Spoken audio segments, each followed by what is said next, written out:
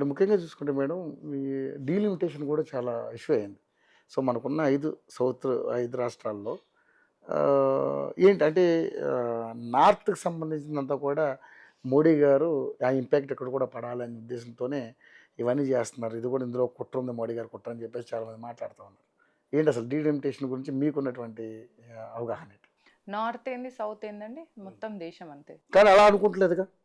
ఎవరు రాజకీయ పబ్బం గడుపుకోవడం కోసం వాళ్ళు విమర్శలు చేస్తూ ఉన్నారు. వీళ్ళు ఎట్లా చేయాలని చూస్తున్నారంటే సౌత్‌ని ఎప్పుడైనా కూడా అంటే ఎస్పెషల్‌గా ఈ కర్ణాటక, తెలంగాణ, ఆంధ్ర, తమిళనాడు, కేరళ ఈ రాష్ట్రాలను ఎట్లా చూడాలనుకుంటున్నారంటే లాంగ్వేజ్ పరంగా వీళ్ళని విడదీయడం. ఇందాక నేను చెప్పిన కుల, ప్రాంత, భాష ఆధారంగా మనల్ని విడదీయడంలో దక్షిణ దేశం అని చెప్పేసి దీన్ని సెపరేట్ చేయాలి అనే ప్లాన్ అన్నమాట. Plan okay. దాంతో ఏమైపోతుంది, కట్ చేసేది ఉంటే ఈ ఏరియాని కట్ చేస్తే పైనుంచి పైన ఆఫ్ఘనిస్తాన్, బంగ్లాదేశ్, చైనా దీనివల్ల అక్కడ కూడా బ్రేక్ అయిపోతుంది. ఇక్కడ కింద 3 సైడ్స్ వాటర్ బాడీస్ ఉన్నాయి కాబట్టి ఇటు సైడ్ నుంచి కూడా దీన్ని బ్రేక్ చేయొచ్చు. కాబట్టి భారతదేశాన్ని విచ్ఛిన్నం చేయాలని బ్రేకింగ్ ఇండియా ఫోర్సెస్గా ఈ డిఎంకే పార్టీ కానీ, బీఆర్ఎస్ పార్టీ కానీ, కాంగ్రెస్ పార్టీ కానీ చాలా శతవిధాలుగా ప్రయత్నం చేస్తుంది. అందుకే మనను భాష ఆధారంగా హిందీని మన మీద చేస్తున్నారు అని ఒకటి, హిందీ భాష రావద్దు మన రాష్ట్రాలకు. ఇప్పుడు చూడండి పైన నార్త్లో, సోకాల్డ్ నార్త్లో వాళ్ళందరికీ హిందీ వస్తుంది. ఇప్పుడు పంజాబీ వాళ్ళకి హిందీ అర్థమవుతుంది. అట్లనే ఈ భోజ్పురి యూపీ ఏరియాలో భోజ్పురి వాళ్ళది లాంగ్వేజ్. భోజ్పురి లాంగ్వేజ్ మాట్లాడే వాళ్ళు హిందీ మాట్లాడగలరు. జమ్మూ కాశ్మీర్లో ఈవెన్ ఆ కాశ్మీరీ వాళ్ళు కూడా హిందీని ఓన్ చేసుకోగలరు. మహారాష్ట్ర మరాఠా వాళ్ళ లాంగ్వేజ్ అయినా కూడా వాళ్ళు హిందీని ఓన్ చేసుకుంటున్నారు. బెంగాల్లో కూడా హిందీని ఓన్ చేసుకోగలుగుతున్నారు. మన ఇక్కడికి వస్తే తెలుగు వాళ్ళు హిందీని ఓన్ చేసుకోలేకపోతున్నారు, కర్ణాటక ఓన్ చేసుకోలేకపోతున్నారు, తమిళ్ వాళ్ళు కూడా హిందీని ఓన్ చేసుకోలేకపోతున్నారు, మలయాళం కూడా హిందీ ఓన్ చేసుకోలేకపోతున్నారా? కంపల్సరీ ఎందుకు చేసుకోలేకపోతున్నారు అంటే మన భాష ఈ భాష వల్ల పోతుంది అని అనేసి ఒక రాంగ్ నేరేటివ్ తీసుకొస్తున్నారు.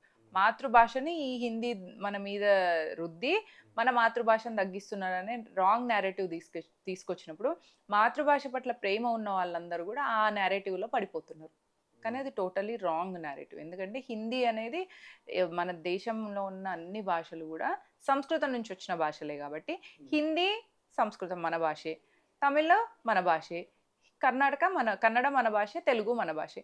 ఒక కొత్త భాష నేర్చుకోవడం వల్ల ఏమైపోతుంది అంటే ఒక కొత్త ఎక్స్పోజర్ వస్తుంది. ఇప్పుడు మీరు చూడండి కర్ణాటకలో ఉన్న వాళ్ళందరికీ ఇంగ్లీష్ మాట్లాడగలుగుతారు, తెలుగు వాళ్ళందరూ కూడా ఇంగ్లీష్ మాట్లాడగలుగుతారు. హిందీ మాట్లాడుకుంటే తప్పేంటి? హిందీ ఇంకా మన దేశ సంస్కృతికి దగ్గరగా ఉన్న భాష. ఇందాక చెప్పినట్టు ఇంగ్లీష్ అయితే మన సంస్కృతికి దగ్గర ఉన్న భాష కాదు, బ్రిటిష్ వన్ భాషే కదా.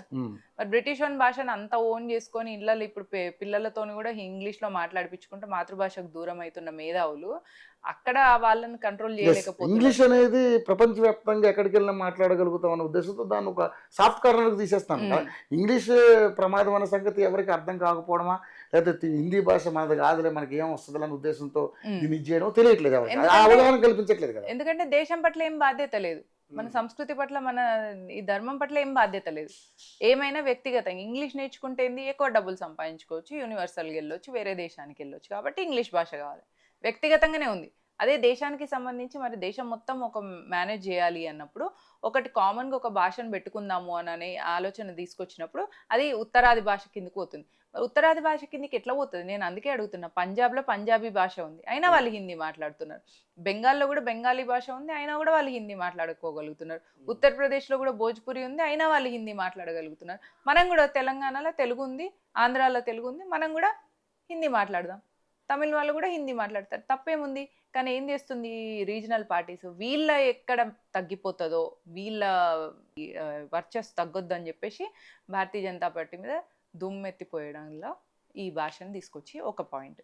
2 డీలిమిటేషన్ అంటే కూడా దానిలో కూడా ఇట్లా తీసుకొస్తాం. సౌత్ లాగా నార్త్ని చేయడం, నార్త్ లాగా సౌత్ని చేయడం ఏంటంటే ఒక రైల్వే ఏషియన్ అనుకోండి, పైనుంచి కింది వరకు వచ్చేస్తుంది దేశం మొత్తం. ఒక నేషనల్ హైవే ఏషియన్ అనుకోండి, అది నార్త్ సౌత్ అని చూస్తారా? మొత్తం అయితే ఒకటేలాగా వేస్తారు కదా. కాకపోతే ఇక్కడ ఏమొస్తుందంటే సౌత్లో కూడా మీరు పాగా వేయాలని చూస్తా ఉన్నారు అనేది ఇప్పుడు పెద్ద ఎత్తున వీళ్ళు చేస్తున్నటువంటి విమర్శలు. మరి భారతీయ జనతా పార్టీ రాజకీయాల్లోకి వచ్చినాక రాజకీయాలు చేయకపోతే ఏం చేయమంటారు? సౌత్లో బాగా వేయడం, ఎక్కడైతే మన అధికారం లేదో అక్కడ అధికారం కోసం పనిచేస్తాం, తప్పేముంది అందులో? సౌత్లో బాగా వేయాల్సిన అవసరం ఉంది. సో దీని వెనకాల అంటే ఓటు బ్యాంక్ రాజకీయాలు ఉన్నాయా, లేకపోతే పోల్ మేనేజ్మెంట్ చేసి అద్భుతంగా రాణిస్తారు? ఎందుకంటే 27 సంవత్సరాల తర్వాత మీకు ఢిల్లీలో అధికారం వచ్చింది, అప్పటిదాకా లేదు. అంటే మీరు అంతే ఇలా విస్తరించాలని ఒక ప్లాన్లో ఉన్నారు.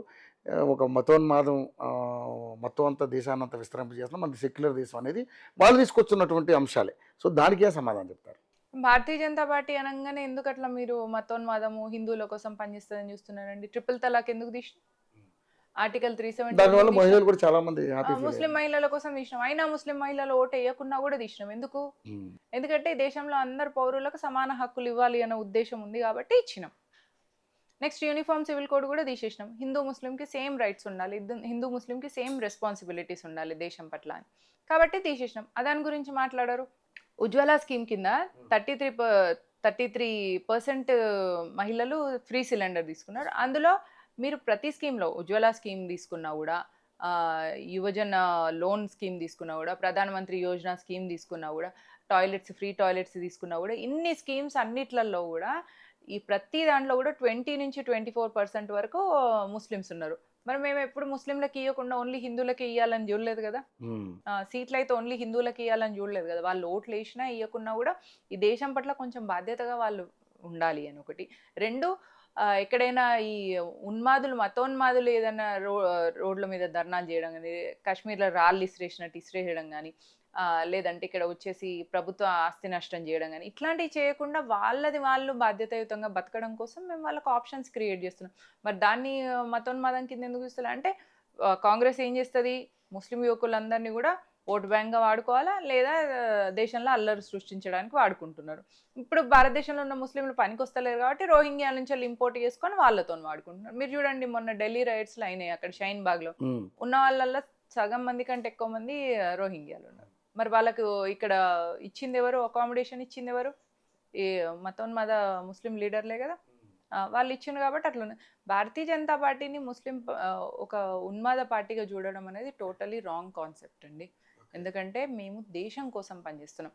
ఈ దేశం మొత్తం పౌరులందరూ కూడా బాధ్యతాయుతంగా ఉండాలి అనే ఉద్దేశంతో మేము పనిచేస్తున్నాం. ప్రతి స్కీమ్లో కూడా హిందువులు ఉన్నారు, ముస్లింలు ఉన్నారు, క్రిస్టియన్స్ ఉన్నారు. అక్కడ డిఫరెన్స్ మేము చేస్తలేము కదా.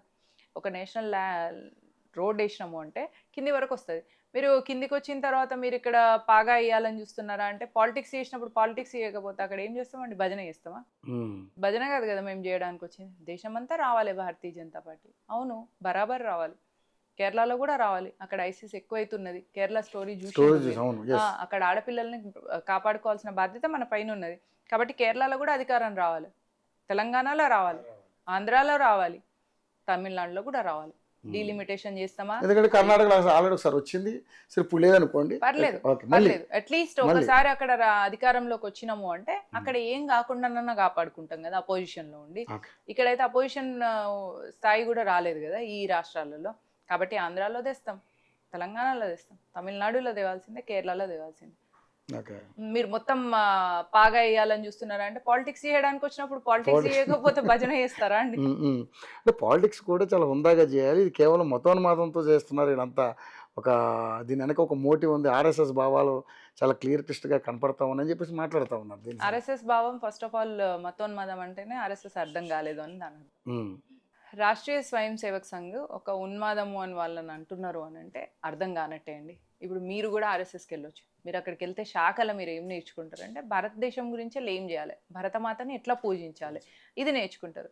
దేశం కోసం భగత్ సింగ్ లాంటి వాళ్ళు ఎలాంటి త్యాగం చేసిండు, చంద్రబోస్ ఎలాంటి త్యాగం చేసిండు, ఇవన్నీ నేర్చుకుంటారు. ఇవన్నీ నేర్చుకుంటే మతోన్మాదం అవుతుందా? ఔరంగజేబు ఎట్లా, మొన్ననే ఒక చావా సినిమా వచ్చింది కదండి, చావాని ఎంత దారుణంగా మతం మార్చడానికి ప్రయత్నం చేసిండు. సంభాజీ మహారాజ్ మతం మారితే కూతుర్నిచ్చి పెళ్లి చేస్తా అని కూడా అంటాడు. అంటే కూడా ఆయన మతం మారాడు కానందుకు ఆయన అంత చిత్రవద చేసి చంపేసిండు.